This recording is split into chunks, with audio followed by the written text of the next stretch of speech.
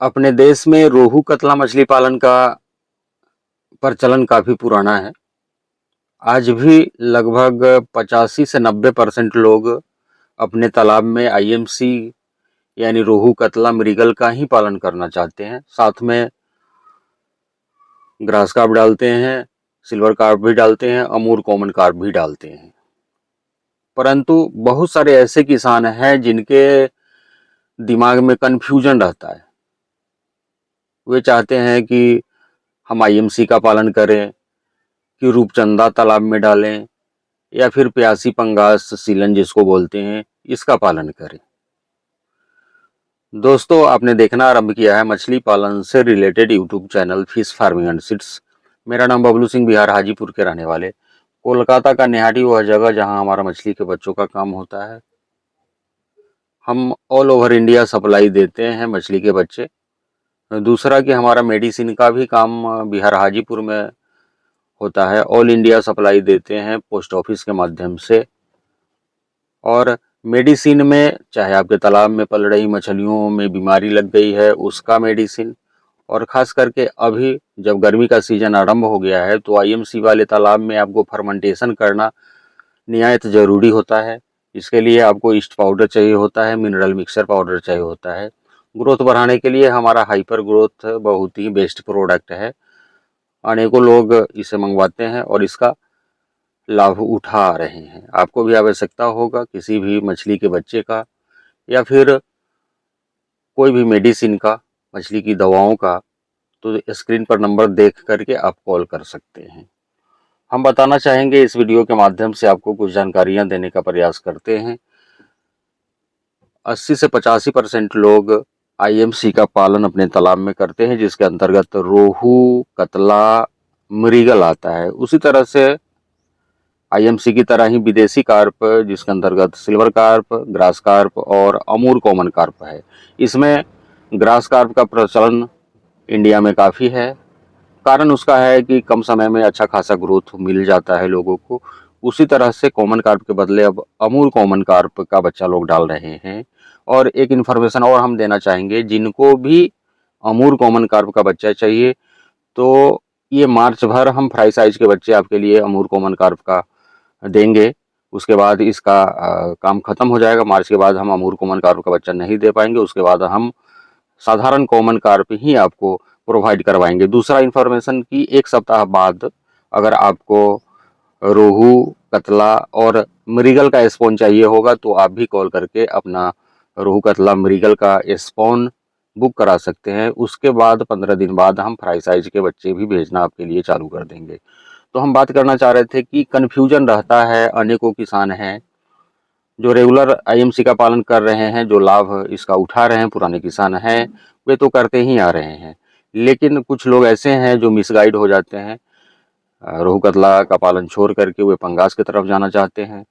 हाँ, हम इसको मिसगाइड होना नहीं कहेंगे। इसमें मार्जिन कम है, आपको प्रॉफिट कम मिलता है, लेकिन रोहू कतला के अपेक्षा उसके तुलना करें हम अगर पंगास से, रूपचंदा से, तो इसे हम दाना खिलाना पड़ता है, हम सारे किसान लोगों को कमर्शियल फीड खिलाना पड़ता है।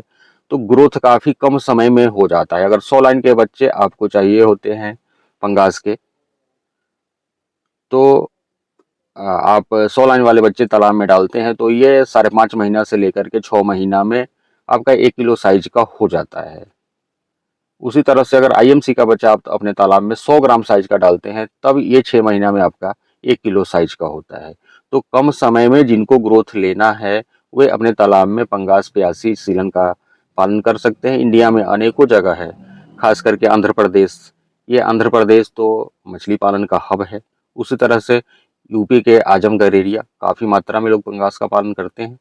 और प्रॉफिट जो हो, प्रत्येक मछली 15 रुपये, 10 रुपये, 20 रुपये, 25 रुपये एक मछली पर उनको बचत होता है। दूसरा फायदा, सबसे बड़ा फायदा क्या है कि अगर आप आईएमसी का पालन नहीं करके पंगास का पालन करते हैं तो क्या लाभ आपको मिलता है। जिनका छोटा तालाब होता है, कम स्क्वायर फीट का तालाब है, वहाँ पे आप आईएमसी का बच्चा स्टॉक करते हैं तो उनका ग्रोथ काफ़ी कम आता है। और उसमें भी अगर आप बच्चे ज़्यादा डाल देते हैं तो उस तालाब में अमोनिया बनने लगता है, ऑक्सीजन का शॉर्टेज होने लगता है। मछलियाँ आपकी ऊपर आकर के मरने लगती है।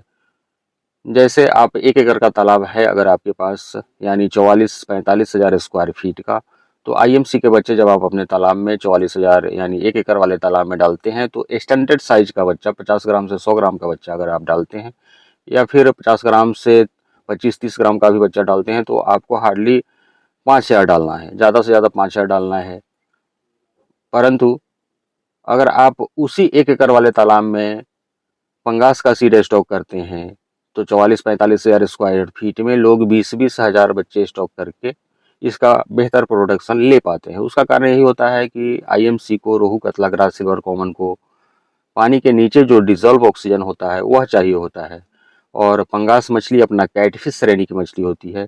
इसे पानी के ऊपर में जो ऑक्सीजन है सांस के रूप में, वह पानी के ऊपर का ऑक्सीजन लेती है। यही कारण है कि जब आप आईएमसी का बच्चा अपने तालाब में स्टॉक करते हैं, ज़्यादा डेंसिटी डाल देने पर उसको ऑक्सीजन का समस्या होने लगता है, मछलियाँ आपकी मरने लगती है।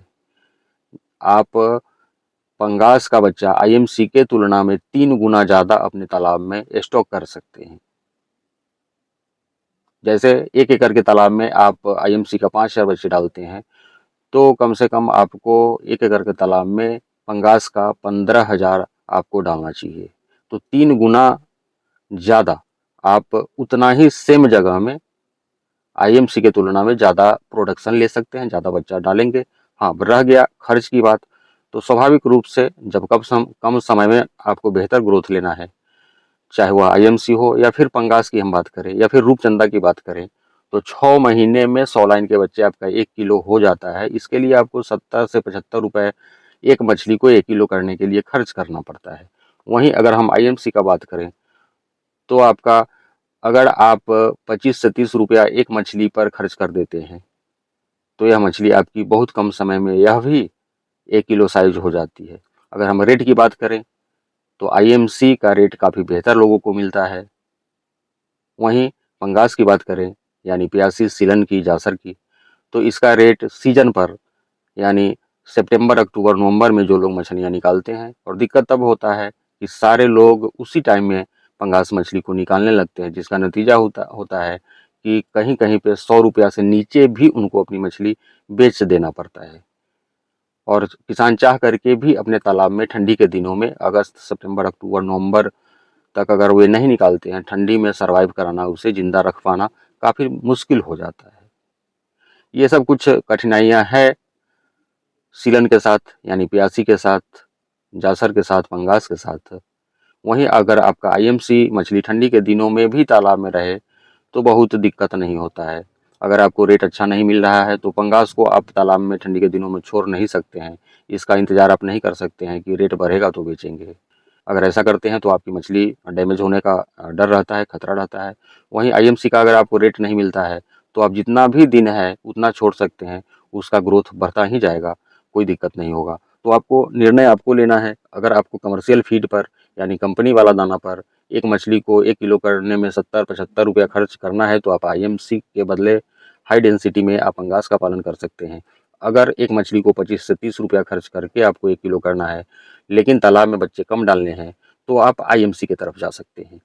दोस्तों, यह जानकारी अगर आपको पसंद आया होगा, तो इस वीडियो को आप लाइक करेंगे, शेयर करेंगे। चैनल पे नए होंगे तो चैनल को सब्सक्राइब भी करेंगे, और एक बार आप हमें सेवा का अवसर अवश्य प्रदान करेंगे। बहुत सारे लोग हमसे जुड़ करके मछली पालन में काफ़ी आगे बढ़ रहे हैं। बहुत बहुत धन्यवाद।